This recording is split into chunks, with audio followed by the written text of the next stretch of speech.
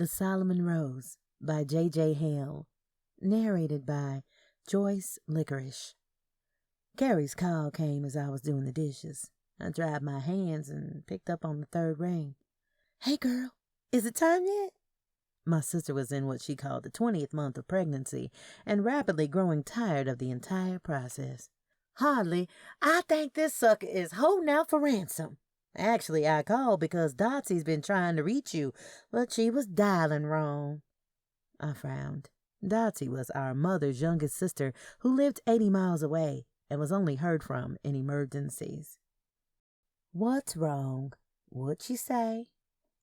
Carrie sighed, and I imagined her face, screwed up and defiant. My sister was content to live her life outside of the drama that accompanied the care of our elderly relatives, and was easily rattled when any incident occurred.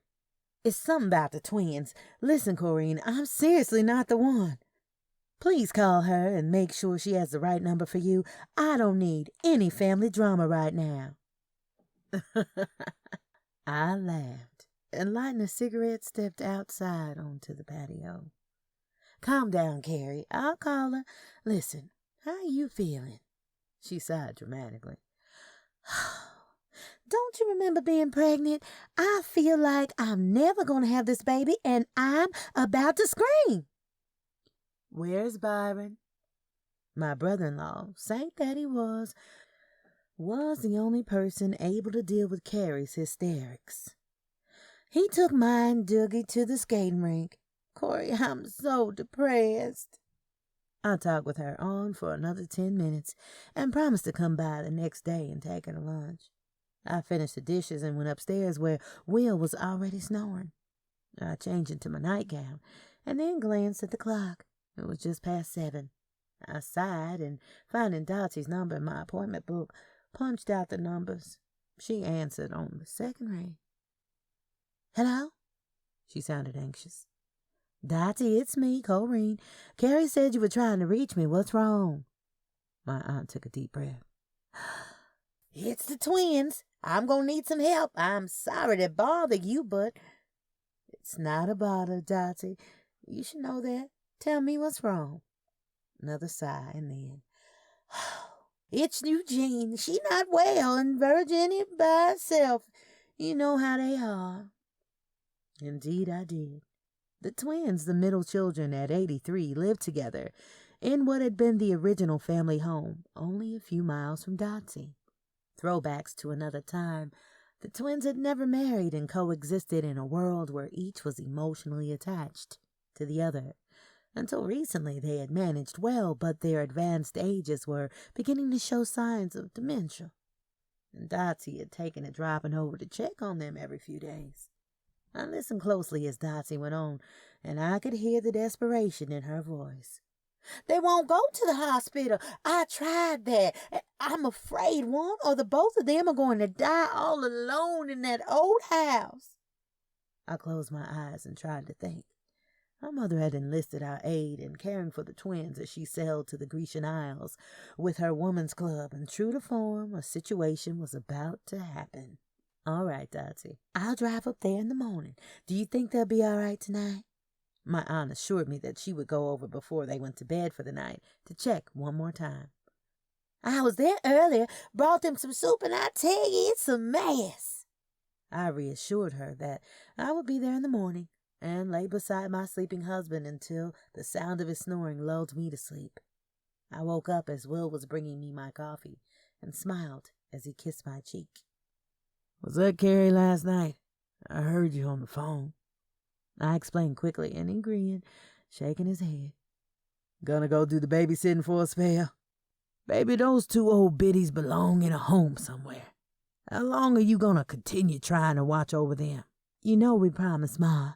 Besides, we can't reach her until the boat lands. I'll just go on up there and assess the situation.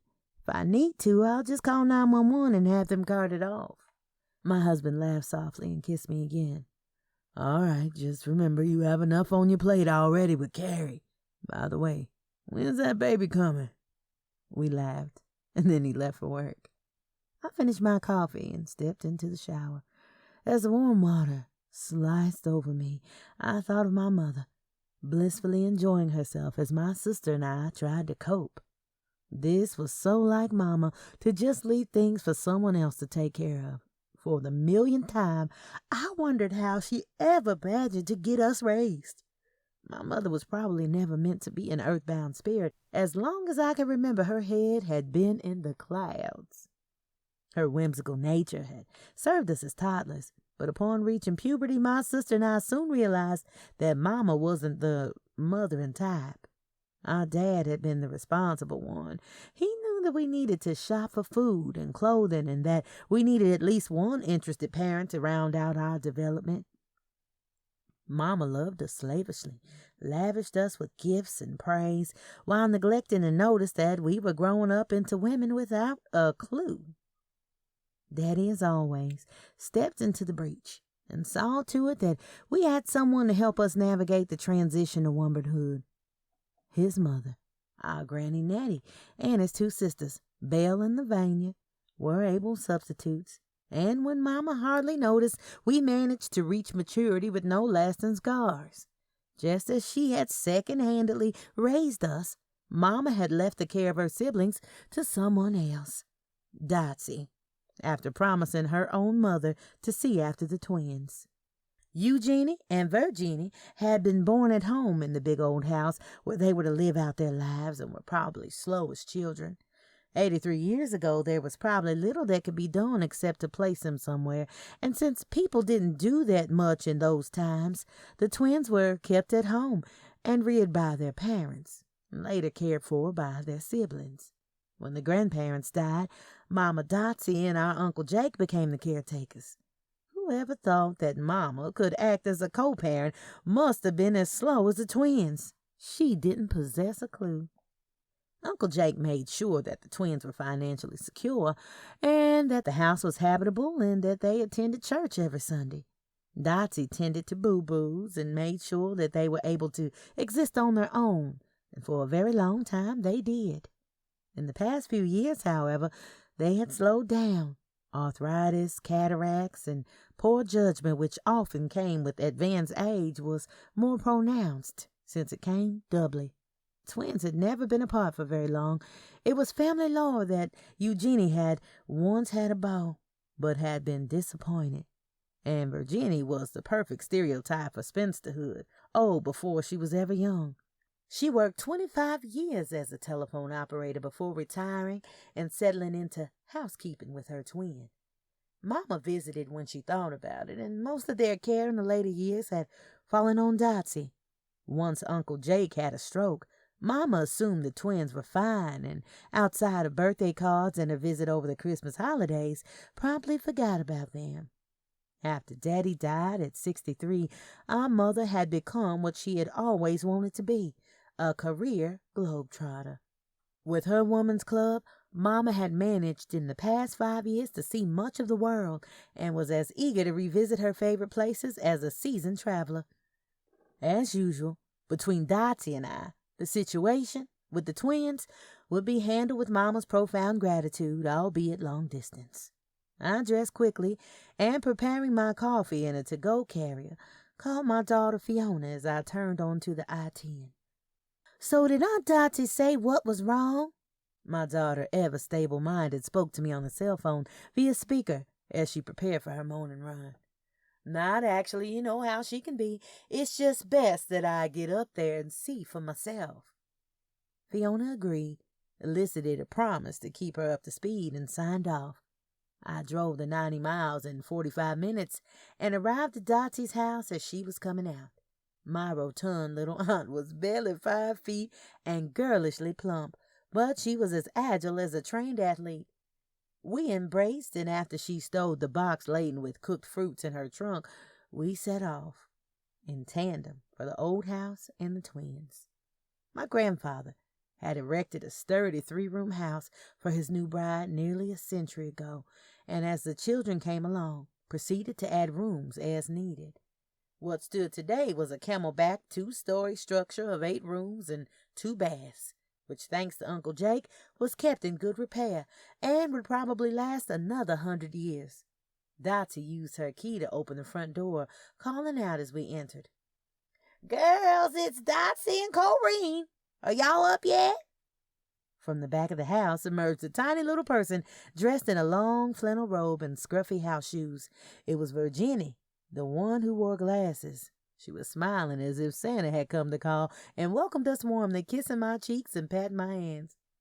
"Corrine, you just like your mama. You looking so good, a real Hudson." The twins always complimented their relatives. It was a family joke that the Hudsons must have been the best looking, the best dressed, as well as the most prosperous family in the entire state of Louisiana, so no one bothered to correct the twins.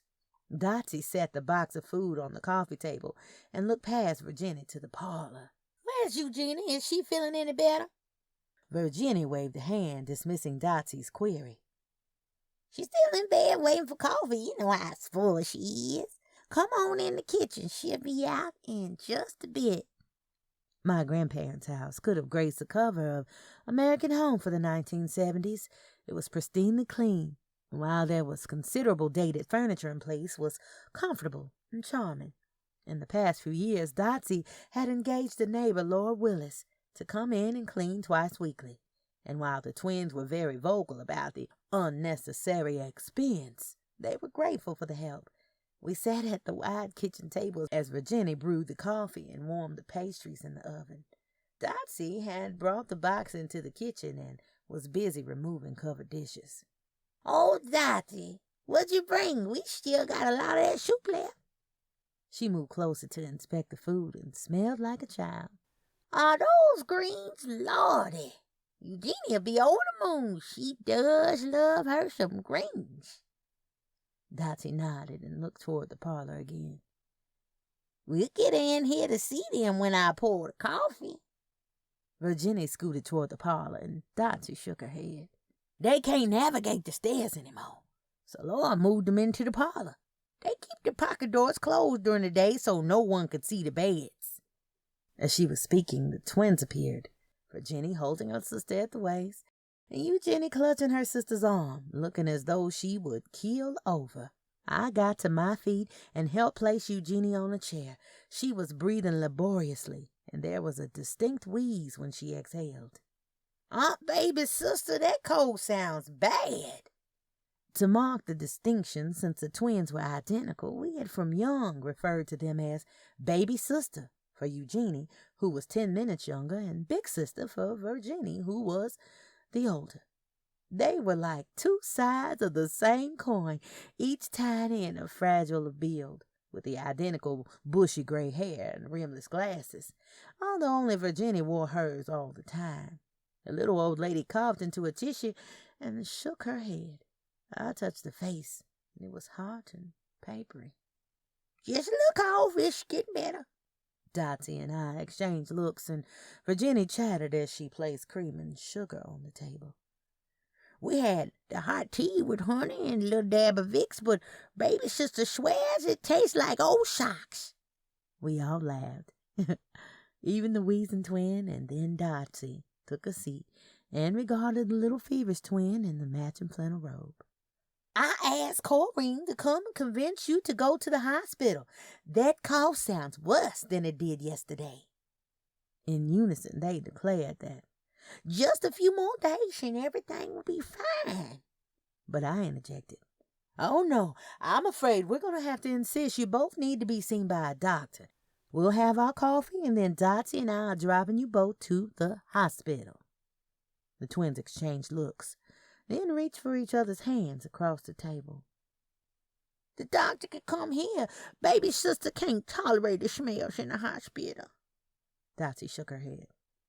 "Absolutely not. You need tests done and probably some sort of breathing treatment. No, girls, we're going to the hospital, and that's that." They bickered for a bit, and then Eugenie began coughing loudly, and Virginie held up both hands. "Sister, the girls are right. Maybe we need to go."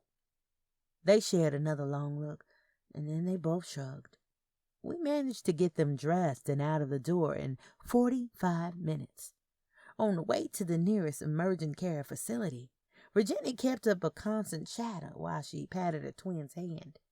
The staff at the clinic were enchanted by the sight of the tiny patients and showed us into a waiting room where the twins were clad in paper gowns and questioned by a nurse. Once the assessment was complete, there was another wait, as the twins looked around the room and glanced suspiciously at the equipment mounted on the walls. The doctor entered just as Eugenie began another coughing spell, and he handed her a tissue as he began scribbling. Over the next hour, they were x-rayed, had blood drawn, and underwent a comprehensive examination. Dotsie provided the insurance information, and I sat watching as the twins received their first medical attention in more years than I had been alive. Finally, a diagnosis was reached. Dehydration and low iron levels in both twins, as well as pneumonia for Eugenie, and a fistful of prescriptions was provided. We stopped at the pharmacy to drop off the prescriptions and then took the twins for hamburgers and fries, their absolute favorites.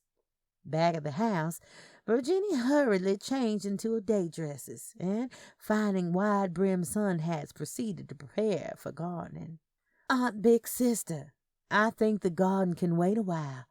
It may even rain today."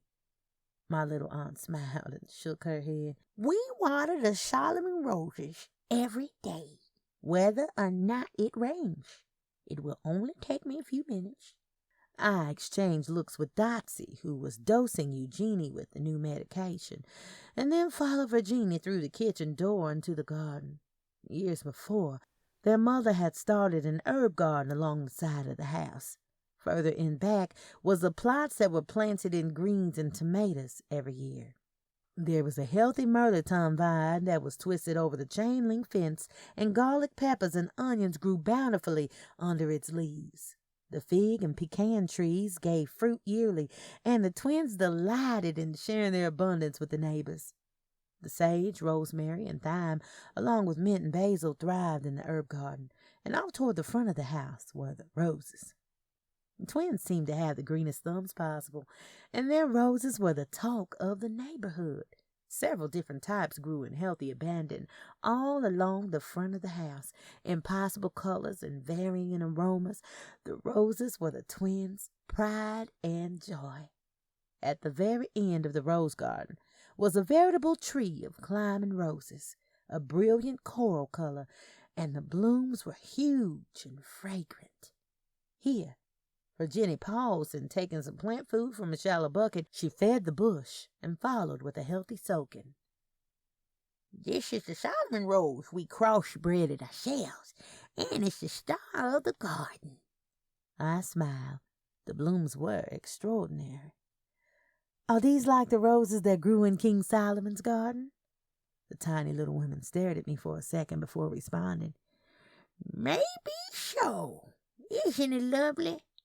I had to admit that the plant was indeed very attractive, even though the green thumb my aunts possessed had not made it down the genetic chain to me. And after another sprinkling, we went back inside.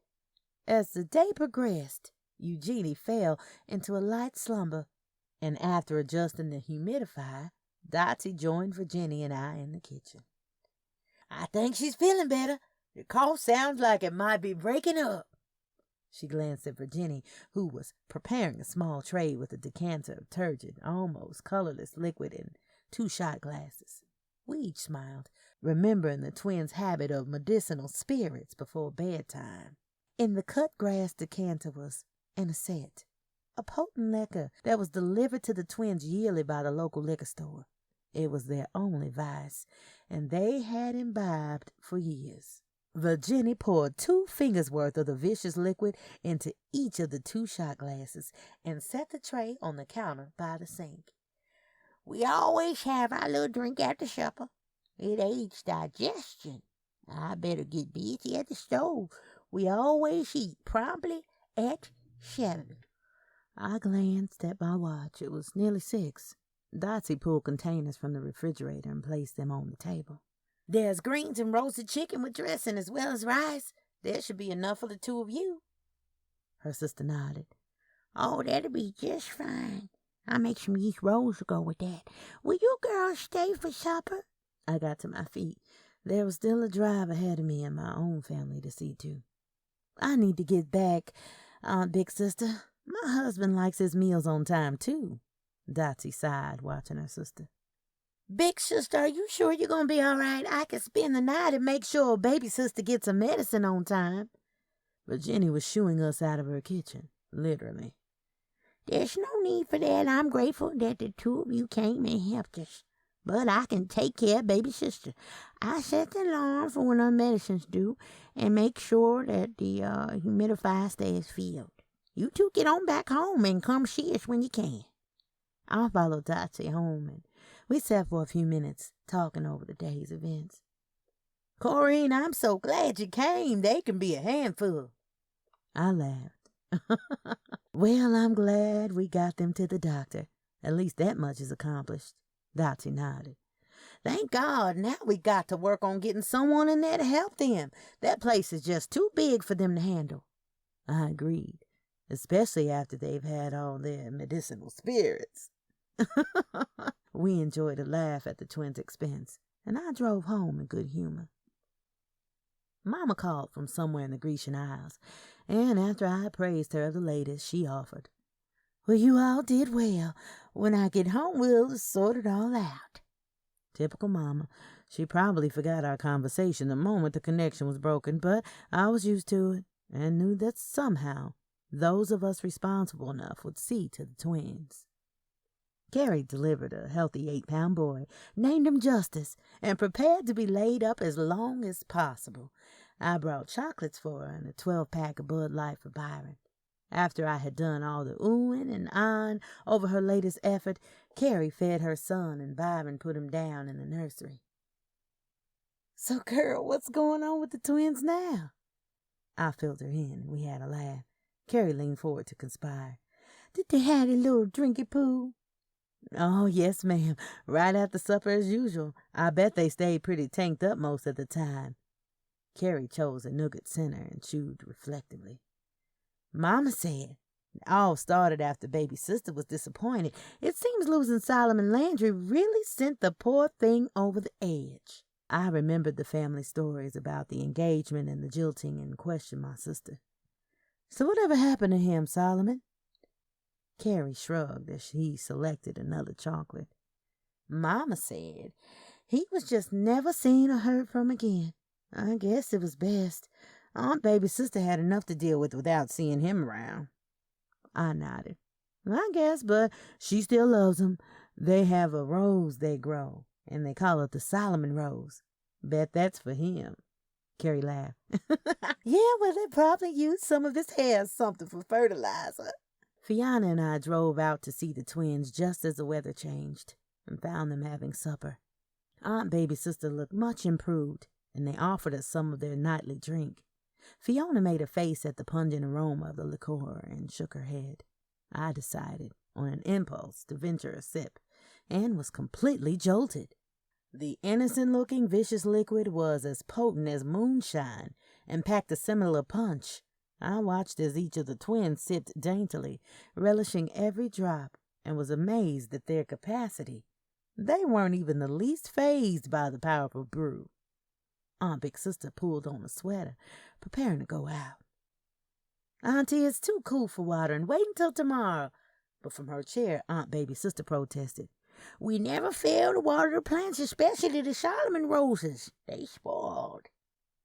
So I accompanied my other aunt outside, where she watered the plants, giving extra care to the Solomon roses and wondering aloud if it was time to cover it up for the season. He can't take the cold real delicate, you know. Sister and I developed it ourselves. I frowned. But I thought roses were female, had female names. Where did the name Solomon come from? My little aunt stroked a huge blossom tenderly. Sister thought of it. She named it. She looked at me coyly. Ask her sometimes where she got the name. But I thought I knew. It was for Solomon that had deserted her, a tangible living reminder of her misspent youthful passion. We went back in, and Fiona and I started back home. They're just the cutest things. They're like storybook characters. I agreed. They were something else, all right. Mama came home bearing gifts and incredible stories. She promised to visit the twins and make plans for the christening dinner she was going to host for Justice. Carrie was all smiles and reminded us of the dinner parties for the other grandchildren, which were legend. Mama might not be the most demonstrable person, but she was a master at planning. The planning part was all her. The actual carrying out was usually left to others. She made lists, assigned chores, and made calls. She would have made an excellent social secretary. We decided to have the dinner at the old place so the twins wouldn't have to be carted about, and Dotsie got Laura White busy sprucing up the place. The twins were excited.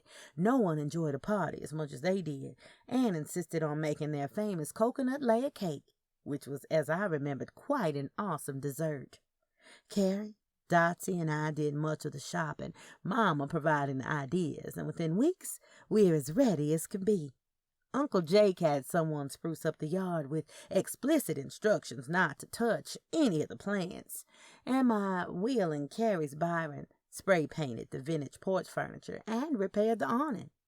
Inside, Laura White had worked a miracle. The house shone and reeked of lemon oil and apple pie potpourri.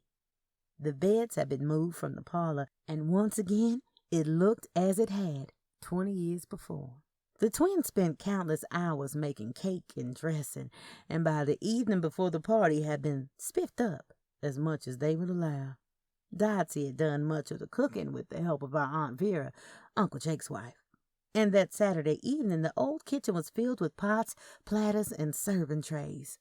Mama had ordered a special cake for her latest grandson, and it shared center place with the huge 3-tiered coconut cake which the twins had artfully concocted. There were 16 at the huge dining room table, and were joined by Mama's pastor just past 5. We said a blessing, and as if on cue, the next few minutes were devoted to the sound of metal on china. Alcohol flowed freely, although the twins took only their medicinal spirits twice, and by dessert we were all feeling pretty mellow. The men retired to the porch for after-dinner drinks and cigars, and inside, Carrie, Dottie, Fiona, and I cleared up the remains of the party. Laura White was given a well-deserved reprieve, and sat talking with Mama and the twins, while Carrie's 2 older children watched television. The honoree of the party slept through it all, and Carrie wailed, knowing that he would be up all night. But everyone there knew that it was Byron who would be doing the waking up. The kitchen returned to its former state. We joined the women folk just as Aunt Big Sister was recalling their high school days. No one could tell us apart, and we pulled some really good jokes on many people. Aunt Baby Sister nodded energetically. Only a few close friends knew the difference. Why, even Mama and Papa made mistakes sometimes. Fiona laughed and then turned to Aunt Baby Sister. So, did Solomon Landry know you from Aunt Big Sister? There was a pregnant pause in which the twins exchanged looks. Then Aunt Baby Sister spoke up. He always knew. Said it was something special about me. Her twin snorted as everyone watched. He only knew because she had already kissed you.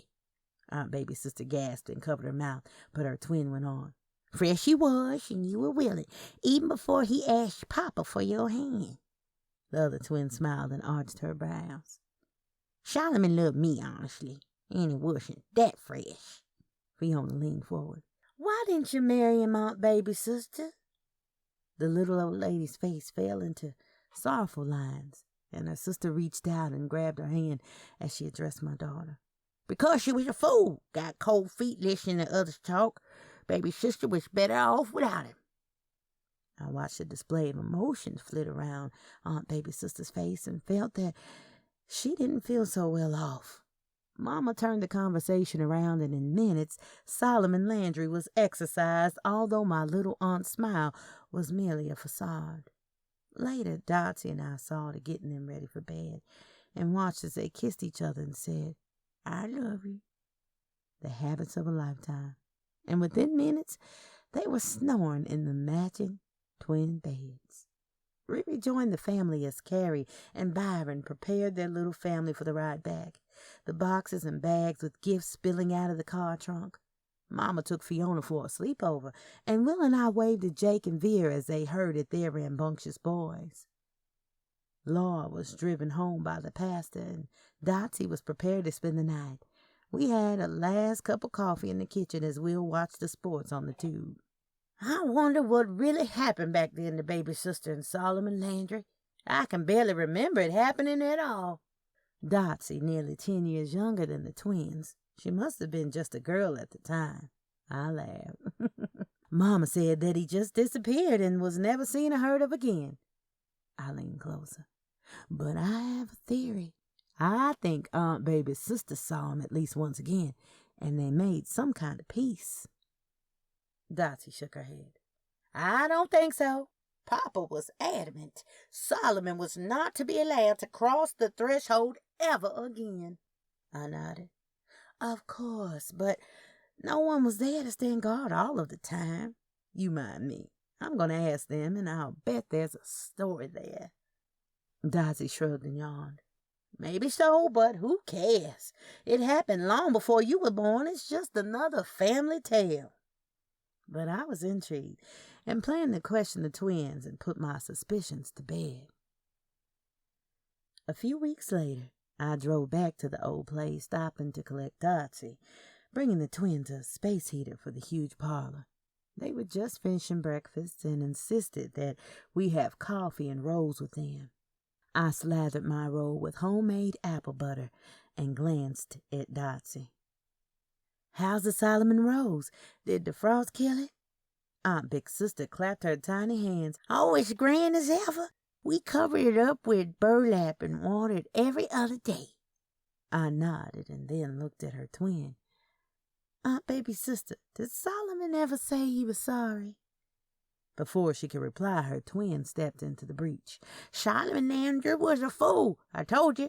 He didn't recognize a perfect mate when he saw her. Aunt Baby Sister cleared her throat and then smiled shyly at me. He did come once to apologize, but it didn't go so well. Aunt Big Sister snorted as she sugared her second cup of coffee. That's putting it mildly. Go on, tell them what happened. So Aunt Baby Sister folded her hands on the table and smiled at us as she began her tale. Solomon was not like the other young men. Aunt Big Sister interrupted. No, he was soft and pitiful. Aunt Baby Sister nodded in agreement.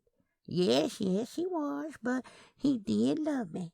Well, anywho, he came around one afternoon while Mom and Papa was out, and it was just us at home. And he apologized, said he was truly sorry.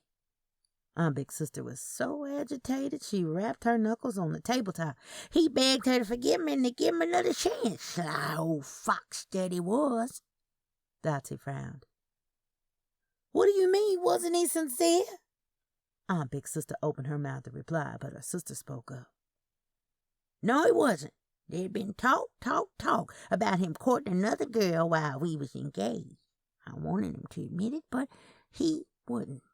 Aunt Big Sister stood up, anger making her tiny frame tremble. He might as well called her a liar, and then he got real bold and menacing. I could not believe what I was hearing or what was about to be revealed. Aunt Baby Sister spoke in a soft sing-song voice as she stared at her hands on the table. I hit him with the iron, and he fell right there in the parlor. I gasped. Dotsie crossed herself. Aunt Big Sister took up the narrative. He was dead, blood seeping from his ears, so we dragged him outside and buried him in the rose garden. Aunt Baby Sister looked up, her eyes bright with unshed tears. We threw in some cuttings from the other roses, and in time the big rose grew, and we called it the Solomon Rose. Dotsie recovered first. Girls, you killed Solomon Landry? They each nodded. Aunt Baby Sister explained. What else could we do? He was being so very mean, I thought he was going to strike me.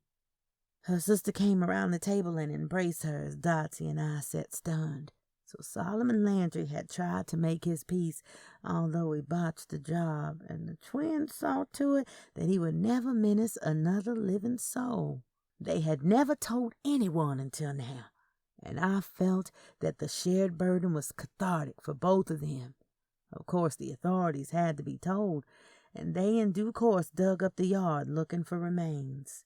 They only found the one decayed corpse, one Solomon Landry, dead of a blunt force injury, buried neatly 7 feet down under the garden soil.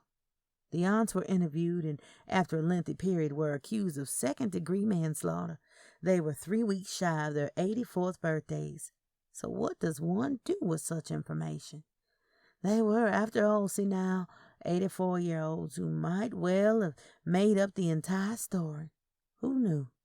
In the end, nothing was done. Solomon Landry's family, those that still survived, were never informed of his whereabouts, and it was decided that he stay where he had been planted all those years ago. The sisters were admonished and gave their sworn vows that they would never ever speak of the events that occurred again in any form.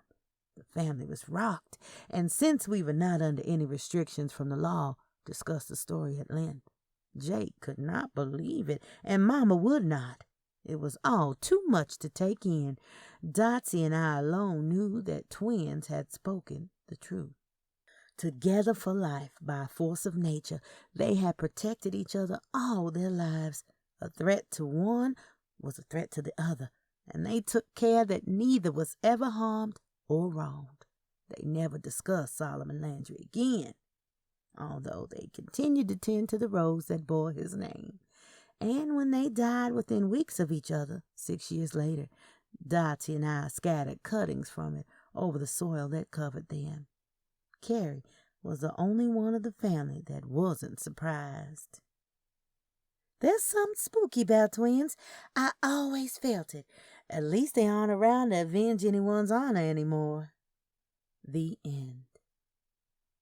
This completes the narration of The Solomon Rose by J.J. Haile, narrated by Joyce Licorice.